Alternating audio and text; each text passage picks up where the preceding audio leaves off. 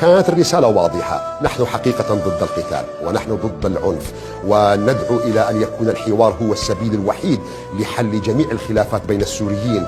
ونسأل الله عز وجل أن يجعل الطمأنينة ولغة الحوار ولغة العقل هي السائدة بين السوريين. ولكن العرب لهم كلمة يقولون: اللي ما يحسب ما يسلم. لذلك احتسابا يعني لابد أن نكون جاهزين في كل لحظة، باعتبار هذا الخطاب ليس خطابا مريحا. نحن دائما سنكون مع الحوار، وكانت رسالتنا بالذات كشعب كردي للجنرال مظلوم عبدي أننا معه في كل مساعيه من أجل الحوار، وفي كل مساعيه من أجل تجنب الاقتتال.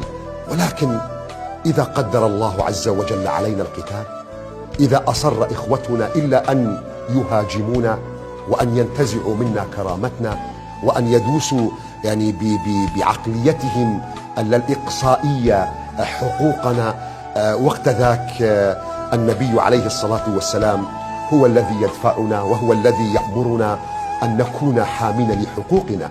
جاء رجل إلى النبي صلى الله عليه وسلم قال له: يا رسول الله، أرأيت الرجل يريد أخذ مالي؟ قال: فلا تعطه مالك. قال: يا رسول الله، أرأيت إن حاربني قاتلني؟ قال: فقاتله. قال: يا رسول الله، أرأيت إن قتلني؟ قال: فأنت شهيد. قال: يا رسول الله، أرأيت إن قتلته؟ قال: هو في النار.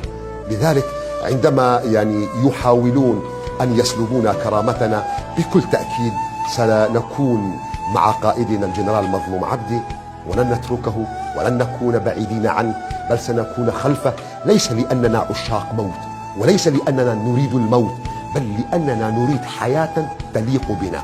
ونحن كشعب كردي حقيقة يعني عشنا حياتنا طوال هذه السنوات في مبدأ برخودان جيانا. نحن عشنا يعني كل هذه السنين وناضلنا من يريدون أن إنهاءنا يهددوننا بالموت. هم ينسون أننا نستقبل شهداءنا بالزغاريد، نحن نضحك، نحن نرقص، نحن نعقد الدبكات في احتفائنا بشهدائنا. لا نخاف الموت.